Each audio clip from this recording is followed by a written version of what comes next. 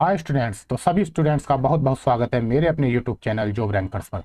मैं अमन डिसूजा आपके लिए लेकर आया हूँ नंबर सिस्टम की बहुत ही महत्वपूर्ण क्लास। देखिए, नंबर सिस्टम को अगर हम देखें तो एग्जाम के पॉइंट ऑफ व्यू से ये बहुत महत्वपूर्ण चैप्टर हो जाता है, क्योंकि नंबर सिस्टम में चाहे एसएससी एग्जाम हो, रेलवे एनटीपीसी हो या रेलवे ग्रुप डी या इसके अदर स्टेट जितने भी एग्जाम हैं, यानी वनडे एग्जाम में ये बहुत ही महत्वपूर्ण हो जाता है। तो नंबर सिस्टम, मैं यहाँ लिखता चलूँ, नंबर सिस्टम यानी संख्या पद्धति।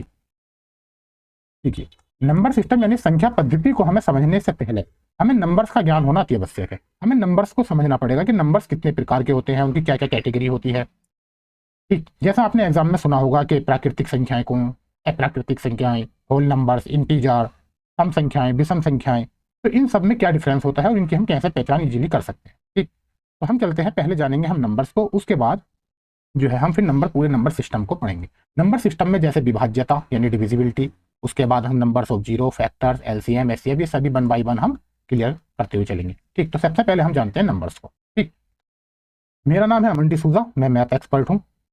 हमारा अपना चैनल है जॉब रैंकर्स। जॉब रैंकर्स में आपको कंप्लीट आरआरबी, एनटीपीसी और रेलवे ग्रुप डी और स्टेट एग्जाम की कंप्लीट क्लासें उपलब्ध कराई जाएंगी। ठीक है, जीएस में हमारे साथ हैं हैप्पी सर, जो कि यूपीएससी एस्पिरेंट हैं। ठीक, मैं अमन डिसूजा मैथ एक्सपर्ट हूँ। उसके बाद हमारे रीजनिंग जो हैं, रीजनिंग में हमारे फैकल्टी के साथ जुड़े हुए हैं काली सर। ठीक, वायो जो इंग्लिश मीडियम स्टूडेंट्स की मांग पर तैयार की गई है, इंग्लिश मीडियम्स के लिए यहाँ आपको जैन सर पढ़ाएंगे। ठीक, तो इसी के साथ हम चलते हैं अपने अगली स्लाइड पर, संख्याएं। ठीक है स्टूडेंट, सबसे पहले बात करें हम संख्याओं की, तो संख्याएं हैं। सबसे पहले संख्या आपने सुनी होगी प्राकृतिक, प्राकृतिक संख्या, प्राकृतिक संख्याएं यानी natural number, natural number. Student, जिन संख्याओं का प्रयोग हम गिनती करने के लिए करते हैं, जैसे कभी आपने कहीं पे काउंटिंग की होगी, आप काउंटिंग करते हैं 1 2 3 4 या 1 2 3 4, तो ये जो संख्याएं हैं जिनका प्रयोग हम गिनती करने के लिए करते हैं, इन संख्याओं को हम प्राकृतिक संख्याएं यानी नेचुरल नंबर कहते हैं। इसका जो सिंबल है वो एन से प्रदर्शित करते हैं। एन से प्रदर्शित के साथ हम इसका ग्रुप लिखने के लिए 1 2 3 डॉट डॉट डॉट, ये इन्फिनिटी यानी अनंत तक जाता है। ठीक, प्राकृतिक संख्याओं को हम एक यहाँ पे नोट में लिख लेंगे, प्राकृतिक संख्याओं को हम गण संख्या भी कहते हैं, गण संख्या, क्योंकि हम इसका प्रयोग गिनती करने के लिए करते हैं, इसलिए इसको गण संख्या भी कहते हैं। कई बार एग्जाम में ऐसे दे देता है कि प्रथम 10 गण संख्याओं का योग निकालिए, कई बार ऐसे देगा कि प्रथम 10 प्राकृतिक संख्याओं का औसत याद कीजिए। तो चाहे प्राकृतिक संख्या दे या गण संख्या, एक ही बात है। तो आप याद रखेंगे, जिन संख्याओं का प्रयोग गिनती करने के लिए किया जाता है, जैसे 1 2 3 डॉट डॉट इन्फिनिटी तक, तो उन्हें हम प्राकृतिक संख्या कहते हैं। इसे एन द्वारा प्रदर्शित करते हैं। ठीक, और इसे गण संख्या भी कहते हैं। इसी के साथ चलते हैं अपनी नेक्स्ट संख्या। हमारी नेक्स्ट संख्या है सम संख्या, सम संख्या। ठीक है, सम संख्या की बात करें यानी इवन नंबर। सम संख्या या इवन नंबर, मैं यहां लिखता चलूं, जो संख्याएं दो से पूर्णतः डिवाइड हो जाती हैं, पूर्णतः डिवाइड यानी विभाजित हो जाती हैं, उन्हें सम संख्याएं कहते हैं, सम संख्याएं कहते हैं। ठीक, देखिए, जो संख्याएं हमारी दो से पूर्णतः विभाजित हो जाती हैं उन्हें हम सम संख्याएं कहते हैं। जैसे मैंने बात की 2, मैंने बात करी 4, मैं बात करता हूं 6, मैं बात करता हूं 12, कुछ भी इसी हिसाब से चलते हैं, ये भी इन्फिनिटी तक जाते हैं। देखिए, ये संख्या है 2, ये 2 से पूर्णतः विभाजित है, ये 2 से पूर्णतः विभाजित है, ये 2 से पूर्णतः विभाजित है, यानी 2 से डिवाइड करने पर जो कोई भी रिमाइंडर ना दे, यानी रिमाइंडर जिसमें शून्य हो, अर्थात पूरी तरह 2 से विभाजित हो जाए, वो संख्या सम संख्या कहलाती है, यानी इवन नंबर्स कहलाती है। ठीक, इसी के साथ चलते हैं अगली संख्या पर। अगली संख्या है हमारी विषम संख्या, विषम संख्या, विषम संख्या यानी ओड नंबर। ठीक है स्टूडेंट, देखिए, जो संख्या मैं लिखता हूं, जो संख्या 2 से पूर्णतः विभाजित ना हो, पूर्णतः विभाजित ना हो, वह विषम संख्या कहलाती है, विषम कहलाती है। ठीक, विषम कहलाती है। अब देखिए क्या है, इसमें हमेशा एक बात याद रखेंगे, यहाँ जो रिमाइंडर बचेगा हमेशा 1 बचेगा। कोई भी संख्या है, अगर 2 से डिवाइड करने पर रिमाइंडर हमेशा यहाँ 1 बचता है। ये कहिए, ये 2 से जो है पूरी तरह विभाजित नहीं होती, कुछ ना कुछ रिमाइंडर यानी शेष छोड़ देती है। जैसे मैं बात करूं एग्जाम्पल में, मैंने बात की 1, मैंने बात की 3, मैं बात करता हूँ 5, ये इसी हिसाब से कहीं पे भी जो जैसे 9 या मान लीजिए 13 या मान लीजिए 11, कुछ भी हो, ये इन्फिनिटी तक आप ऐसे भी लिख सकते हैं। तो इसमें क्या है, ये सब जो है ये विषम संख्या यानी ओड नंबर्स हैं, ठीक, क्योंकि ये 2 से पूरी तरह विभाजित नहीं हो सकती। जैसे मैं 9 की बात करूं, क्या 2 से पूर्णतः विभाजित है यानी 2 से कंप्लीटली डिवाइड है? मैं कहूंगा जी नहीं। क्यों? क्योंकि अगर मैं इसे 2 से, मान लीजिए 9 है, मैं इसे 2 से कंप्लीटली डिवाइड करूं तो मेरा 4 बार जाएगा और 1 मेरा रिमाइंडर बच जाएगा, रिमाइंडर में मेरा 1 बचेगा। तो इसलिए ये एक विषम संख्या है, ठीक है। सम संख्या अगर 2 से जब डिवाइड करते हैं तो पूरी तरह विभाजित होती है, और विषम संख्या जो है पूरी तरह विभाजित नहीं होती है, कुछ ना कुछ रिमाइंडर दे देती है, यानी शेष दे देती है। इसी के साथ हम हमारे अगली उस पर चलते हैं। हमारी जो अगली संख्या है वो है पूर्ण संख्या। पूर्ण संख्या यानी होल नंबर, ठीक।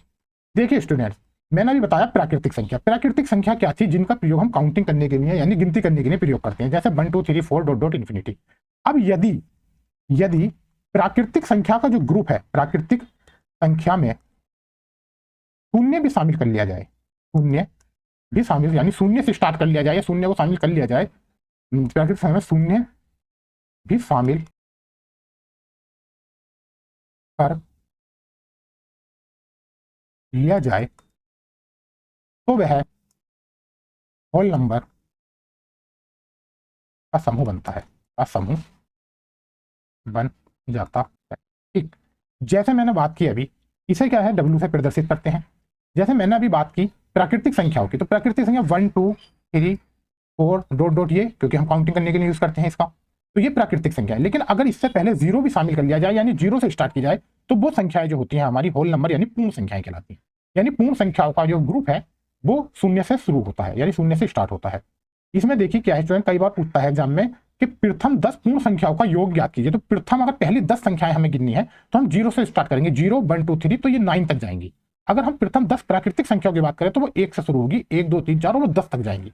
यहाँ पे नोट में एक चीज नोट करके लिखेंगे सभी स्टूडेंट्स, देखिए, यानी सभी प्राकृतिक संख्याएं पूर्ण संख्याएं होती हैं। यानी जितनी भी प्राकृतिक संख्याएं हैं, क्योंकि ये जितनी भी प्राकृतिक संख्याएं पूर्ण संख्याएं तो हैं ही हैं, सभी प्राकृतिक संख्याएं पूर्ण संख्याएं होती हैं, लेकिन सभी पूर्ण संख्याएं प्राकृतिक संख्याएं नहीं होती, ठीक है। ये नोट में आप लिखेंगे। देखिए सभी प्राकृतिक संख्याएं, क्योंकि ये प्राकृतिक संख्याएं 1 2 3 ये जो होल नंबर के समूह में आती हैं, तो इसलिए सभी प्राकृतिक संख्याएं पूर्ण संख्याएं तो हो गई। लेकिन अगर पूर्ण संख्याओं की बात करें, क्या सभी पूर्ण संख्याएं प्राकृतिक संख्याएं हैं? तो आप कहेंगे नहीं। क्यों? क्योंकि ये जो शून्य आ जाता है ये प्राकृतिक संख्या में नहीं आता, तो इसलिए सभी पूर्ण संख्याएं प्राकृतिक संख्याएं नहीं होती हैं। इसी के साथ हम चलते हैं अपनी अगली स्लाइड पर। अगली स्लाइड पर हम पढ़ेंगे पूर्णांक। पूर्णांक या इंटीजर्स, ठीक। देखिए पूर्णांक की अगर हम बात करें, पूर्ण संख्याएं अलग हैं और पूर्णांक अलग है। देखिए पूर्णांक में पूर्ण संख्या क्या होती है? पूर्ण संख्याएं तो 0 1 2 3 डॉट डॉट डॉट इन्फिनिटी तक थी। लेकिन अगर हम नंबर्स लाइंस की बात करें, नंबर्स लाइंस पर अगर हम पूर्ण संख्याएं जैसे 0 1 2 3 डॉट डॉट डॉट ये इन्फिनिटी, ये हमारी पूर्ण संख्याएं थी। लेकिन अगर हम इसमें निगेटिव संख्याओं को भी शामिल कर लें, जैसे इधर को हम साइड में चलेंगे तो -1, यहाँ पे -2, यहाँ पे -3, तो ये dot dot dot minus infinity, यानी कि माइनस इन्फिनिटी तक। और 0 से पॉजिटिव और 0 से निगेटिव, यानी नंबर्स लाइन पर जो आप देखते हैं पॉजिटिव और निगेटिव दोनों संख्याएं जो लिखी हुई होती हैं, इन्हें ही हम पूर्णांक यानी इंटीजर्स कहते हैं, यानी शून्य समित, ठीक है। अब इसमें ये जो है ये वाला ग्रुप जो है ये हमारा पॉजिटिव इंटीजर्स यानी धनात्मक पूर्णांक कहलाता है। और ये वाला जो ग्रुप है हमारा ये निगेटिव इंटीजर्स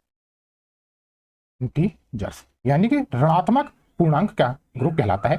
इसे जेड निगेटिव से प्रदर्शित करते हैं, इसे जेड पॉजिटिव से प्रदर्शित करते हैं, ये भी आप याद रखेंगे, ठीक है। तो कहने का मतलब इतना है कि अगर शून्य के साथ 1 2 3 पॉजिटिव और शून्य से इधर की साइड में -1 -2 -3 निगेटिव पूरे समूह को हम बात करें तो ये पूर्णांक या इंटीजर्स कहलाते हैं, ठीक है। तो चाहे वो निगेटिव संख्या हो या पॉजिटिव या शून्य, ये सब पूर्णांक इंटीजर्स में आते हैं, ठीक। इसी के साथ हम चलते हैं अपनी अगली स्लाइड पर, जो कि हमारी है प्राइम नंबर या अभाज्य संख्या, अभाज्य संख्याएं या प्राइम नंबर, ठीक। देखिए ये एग्जाम के पॉइंट ऑफ व्यू से बहुत ही महत्वपूर्ण हो जाता है समझना अभाज्य संख्याएं, क्योंकि अभाज्य संख्याओं पर एग्जाम में भर भर के क्वेश्चन पूछे जाते हैं। मैथ ही नहीं, मैंने अक्सर देखा है कि रीजनिंग जैसे चैप्टर में भी अभाज्य संख्याओं पर क्वेश्चन पूछे गए हैं, ठीक। तो हमें इसे अच्छे से समझना है और इसे देखना है, क्योंकि कई बार स्टूडेंट्स को जो विषम संख्याएं हैं, विषम संख्या और प्राइम यानी अभाज्य संख्याओं में कंफ्यूजन होते हुए देखा गया है। तो आपको समझना है कि प्राइम जो संख्याएं हैं वो अलग हैं और जो हमारे ओड नंबर यानी विषम संख्याएं हैं वो अलग हैं। तो आप समझाता हूं मैं कि देखिए अभाज्य संख्याएं क्या होती है। देखिए अभाज्य संख्याएं का क्या होता है कि जो संख्याएं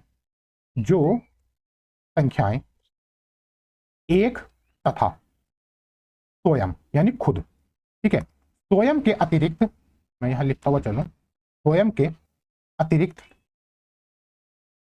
किसी भी संख्या से विभाजित ना हो, वह अभाज्य संख्याएं कहलाती हैं। ठीक, कहने का मतलब इतना है, देखिए ये जितनी भी अभाज्य संख्या यानी प्राइम नंबर्स होंगे, ये या तो एक से डिवाइड होंगे, क्योंकि एक से तो देखिए कोई भी संख्या डिवाइड होती है, अगर दुनिया की कोई भी संख्या है वो एक से डिवाइड होगी ही होगी, ठीक है, चाहे 3 4 2 1 2 3 4 5 8 1 लाख 2 लाख 1000 10,000 1000 1000 कुछ भी हो, वो एक से पूरी तरह डिवाइड होगी। और एक खुद से भी हर संख्या डिवाइड होती है। अगर कोई संख्या एक के और खुद के अलावा किसी अन्य संख्या से डिवाइड नहीं है, किसी भी संख्या से, तो वो प्राइम नंबर कहलाती है यानी अभाज्य संख्या कहलाती है। देखिए जैसे मैंने एग्जाम्पल की बात करूं, मैं यहां लिखता हुआ चलूं, जैसे मैंने बात की 2 की, देखिए क्या क्या 2 या तो एक से डिवाइड है और या 2 से, क्या 2 इन एक के और 2 के अलावा, यानी 2 तो खुद ही है, तो 2 के अलावा किसी अन्य संख्या से डिवाइड है? आप कहेंगे जी नहीं, तो ये एक प्राइम नंबर हो गया। मैं बात कर रहा हूं 3 की, 3 क्या एक और 3 के अलावा किसी अन्य से डिवाइड है? आप कहेंगे पूरी तरह डिवाइड नहीं है, तो 3 भी हो गया। मैंने लिखा 5, क्या 5 एक और 5 के अलावा किसी अन्य संख्या से डिवाइड है? आप कहेंगे जी नहीं, पूरी तरह किसी अन्य संख्या से डिवाइड नहीं, तो ये भी प्राइम हो गया। मैंने बात की 7 की, 7 एक और 7 के अलावा किसी अन्य संख्या से डिवाइड है? तो आप कहेंगे जी नहीं, 7 जो है या तो एक से डिवाइड होता है या 7 से ही डिवाइड होता है, क्योंकि एक 7 7 और 7 ही करना 7, इसके अलावा किसी भी पहाड़ी में 7 नहीं आता। ठीक, इसके अलावा अगर हम बात करें, आप स्टूडेंट सोचेंगे नो, लेकिन नो नहीं है। क्यों नहीं है? देखिए नो मैं अभी बताऊंगा, 7 के बाद आएगा 11। नो क्यों नहीं है मैं यहाँ पे बताता चलूं। देखिए नो एक से डिवाइड है, आप कहेंगे यस एक से है। ये 9 से डिवाइड है, आप कहेंगे जी यस 9 से। अगर 1 से 9 है तो ये 3 से डिवाइड है, आप कहेंगे यस 3 से भी डिवाइड है, क्योंकि 3 3 9। अब 1 के और 9 के अलावा ये 3 से भी डिवाइड है, इसलिए ये प्राइम नहीं है, क्योंकि ये 1 के और खुद के अलावा एक अन्य संख्या यानी 3 से भी डिवाइड हो गया। प्राइम नंबर्स वो होते हैं जो 1 के और खुद के अलावा किसी से डिवाइड होते ही नहीं है। आप 11 को देखिए, या तो 11 1 से डिवाइड होगा या 11 से उसके अलावा किसी से होगा ही नहीं, तो ये प्राइम नंबर में डाल दिया। जबकि ये एक विषम संख्या है, क्योंकि ये 3 से भी डिवाइड हो रही है। इसके अलावा हम बात करें 13 की, ये इसी हिसाब से चलते रहते हैं और इन्फिनिटी तक जाते हैं। ठीक, इसमें बस याद रखिए आप कि ऐसी संख्याएं जो स्वयं के और एक के अतिरिक्त किसी अन्य संख्या से डिवाइड ना हो, अन्य किसी संख्या से डिवाइड ना हो, तो वो जो है हमारी प्राइम या अभाज्य संख्या कहलाती है। यहां पे भी नोट करके एक चीज लिखेंगे, देखिए दो दो जो है एकमात्र ऐसी संख्या है जो सम है तथा प्राइम भी है,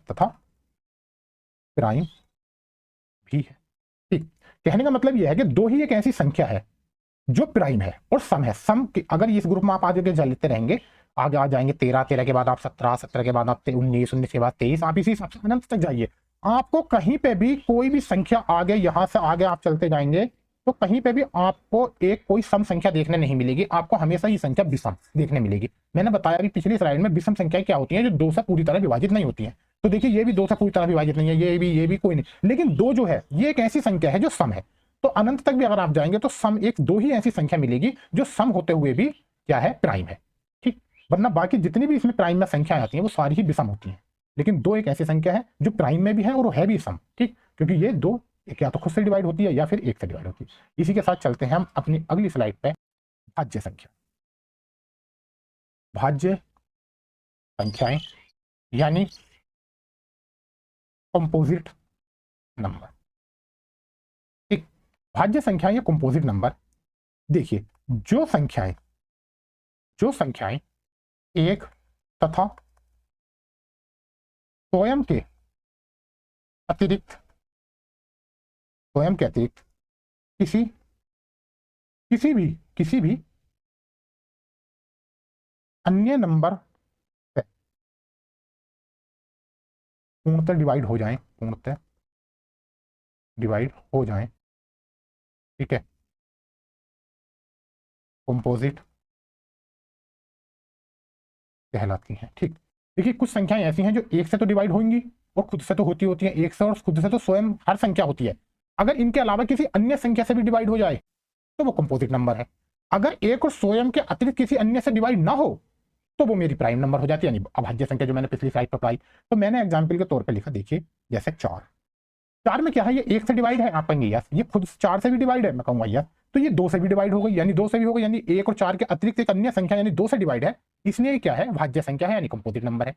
बात करें 6 की, 6 में भी यही है, ये 1 से भी डिवाइड है, ये 6 से भी डिवाइड है, और ये 2 से भी डिवाइड है, ये 3 से भी डिवाइड है, यानी एक और स्वयं के अतिरिक्त अन्य संख्याओं से भी डिवाइड है, इसलिए ये भाज्य संख्या कंपोजिट नंबर हो गया।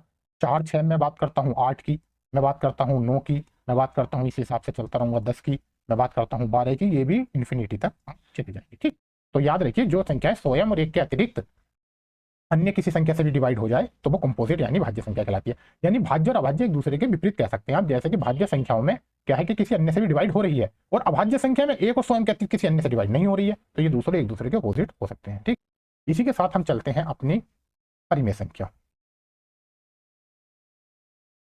परिमेय यानी रेशनल। देखिए परिमेय संख्या रेशनल नंबर क्या होता है, मैं लिखूं यहाँ पे, जिन संख्याओं को हम P/Q यानी